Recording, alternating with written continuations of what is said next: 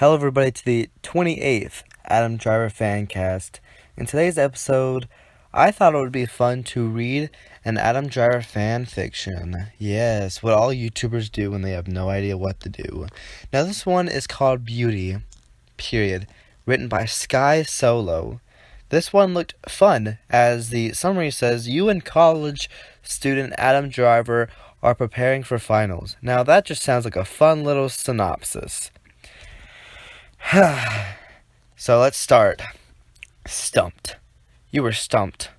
Out of all the times and places where it would be acceptable to be stumped with writer's block, it had to be now, when you were supposed to be writing your final essay for your English class, due in less than 24 hours. Maybe if it wasn't your major, you wouldn't be so stressed and putting in so much effort into the assignment. Staring at the blank Word document on your laptop, you begin to get frustrated, feeling like time can't help but slip away like water. It was already 5 p.m. The nap you took previously was supposed to help your thoughts to kickstart an idea. Any idea of what to write, but obviously it did not help. The discomfort in your lower back from sitting in your dorm's chair was nearing your last nerve. Thus, decided on going to study the library. Maybe an idea will hit me there, you stuttered, while grabbing your laptop and shoving it in your bag, heading out into your university's campus. It's already 6 p.m. and not a single idea struck you. Anxious and desperate for an idea, you decide to switch your still blank document to Spotify to clear your head by listening to your best friend's playlist. A playlist that always helps keep you calm and put a smile on your face.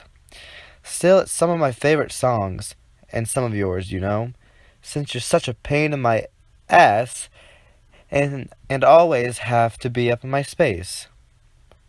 The memory of his words describe said playlist ring in your head, a fond memory of yours. You close your eyes, try to live in the lyrics and pull out some sort of inspiration that hints from underlying meanings. It's funny how songs, singing about emotions besides happiness can calm you, put your mind at ease, and maybe bring some insp. Wow! For her first time in the school's library, and it only took 3 years to find it, her biggest accomplishment yet. Fuck. You open your eyes and turn your face to the owner of that familiar voice, only to be inches away from his face. Wow, the school nerd never leaves this building. That's gotta be some kind of record, don't you think? Your best friend just laughs and takes a seat next to you. Though you haven't known Adam for a long time, you feel like you have. And that's good enough for you. He's gentle, understanding, and tall. Maybe a little too tall for your height, but that's okay. It's easy for him to put his chin above your head, so it makes up for it. He always smells good, and his hair is short, fluffy. It frames his face in a way where it looks almost innocent. Almost. What are you doing here anyway? He unpacks his own laptop and glances over to your screen, but you slam it down before it can even take what was on it. I'm trying to finish my English final. The 12th page one is due tomorrow. Well, you have to start it in order to finish it. God, you're such a pain in my ass. You wish I was. Maybe that'll get you to relax. Shut up! You cut him off, slightly turning away as your face burns bright red. Just like every cliche love out there, you had feelings for your best friend. How original. But you doubt he'd feel the same way. Maybe it's because he actually gives a fuck about everything. Not just the font he puts on. No, he actually cares. He gives a damn about things. Like people, himself, feelings. Oh, don't let him hear you're sad. He would hold on to you in his strong arms and wouldn't let go until he knew for sure you would be okay. Until he could have time with you again. If someone hurt you, let's just say an unfortunate accident would happen to said person. Something minor, of course. He never liked to hurt anyone. Maybe it's because he felt like he was the only genuine one on campus. Maybe even his whole city. Hell, maybe even the whole state. He's passionate, caring, and can cook a mean dish. Hell, what can he do? What's the prompt again? To sum it up, you have to write about beautiful things. I switched the voices. What's the prompt again? To sum it up, you have to write about beautiful things in my life. Then you should write about me. I mean, have you seen me? Once again, you turn away to hide your crimson red cheeks. Whatever. Anyway, don't you have some homework to do or something? Yeah, actually, Calc 2 is kicking my ass. Fucking regret taking that class, especially since I'm in a fucking English major. Am I stupid or something? Yeah, just a little bit. He lightly punches your arm, and a sudden contact sending a chill down your spine.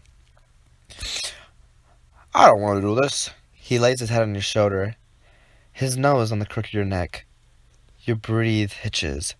Then don't be silly. I have my final tomorrow. I have to study. Then I'll make you a deal. If I work on my English final, you have to study. He pauses, lifts his head from your body, and looks at you with those tired eyes you love so dearly. Love? No, you don't love him. Do you? Okay, it's a deal. As long as I don't get to proofread your essay when you're done. It's a deal. He turns his laptop and begins to work, leaving you alone to think. Beauty. There's a lot of beautiful things in this world that I'm fond of. But it can't just be anything I like. Something I love. You start to type random ideas that pop in your head. Anything to fill the page. You step away from your computer after a few minutes of brainstorming. Your eyes heavy with sleep and your mind feeling tired. Even though you took a nap, any type of work is tiring. And as you sit, you try to form a coherent thought of what to write about. Time slips by once more, and you're engulfed in darkness. You wake up with an ache in your neck, and in a comfortable bed. Bed? No, it can't be. Weren't you just in the library? Oh, you're finally up. You sit up and rub your eyes, and face Adam, who appears at the foot of the bed. What? You fall asleep on me at the library, and I asked a friend to help carry your stuff while I carry you to my dorm. You were thankful that he wasn't a single and didn't have any roommates. You blush and try to hide your tinted cheeks by faking a yawn and covering your mouth. You notice you were suddenly wearing a navy blue zip-up jacket that was 3 times too big for your size. It was cold out. I didn't want you to, kind of cold or something. Thank you. But you didn't have to. I'm sure you were cold on the way. I had a flannel and a shirt under my jacket, and I was carrying you, so trust me, I was fine. He paused and sat down by your feet near the edge of the bed. I'm just glad you got some rest. You looked really tired earlier, and I felt bad because it felt like you were uncomfortable sleeping on my shoulder. I didn't mean to fall asleep. I'm sorry if I did anything weird, though. You slept so soundly. I didn't want to wake you when I was carrying you. You looked so peaceful. You look into his eyes, and those deep brown eyes of his.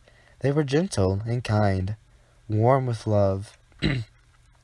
Every time you look at Adam, you're reminded that there's good in the world. There are gentle souls encased in big molds. You wondered where he got his muscles from, as you never really hear of him going to the gym. But you dismiss the wondering thought as you place your hand on his and give it a light squeeze. Oh, how would you do anything to hold his hand, kiss his lip, run your fingers through his fluffy hair, and, are you so tired? I know you have your paper due at 4, which is like 12 hours from now. Wait, what time is it?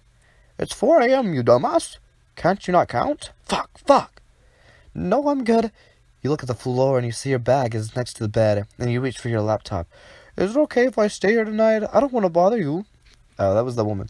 Is it okay if I stay here tonight? I don't want to bother you. You never really bother me, Bubs. You can have the bud.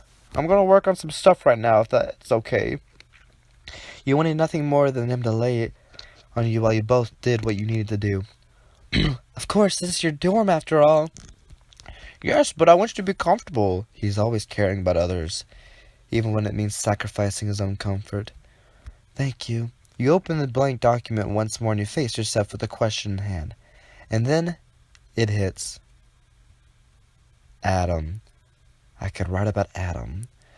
Not directly by name, but I could write about it for my love for him, his attitude, his strengths and weakness. Him. You start your typing fury, and after concentrating and being engulfed in work for what seemed like minutes, the sun began to rise. And soon enough, it was 9 a.m. in the blink of an eye.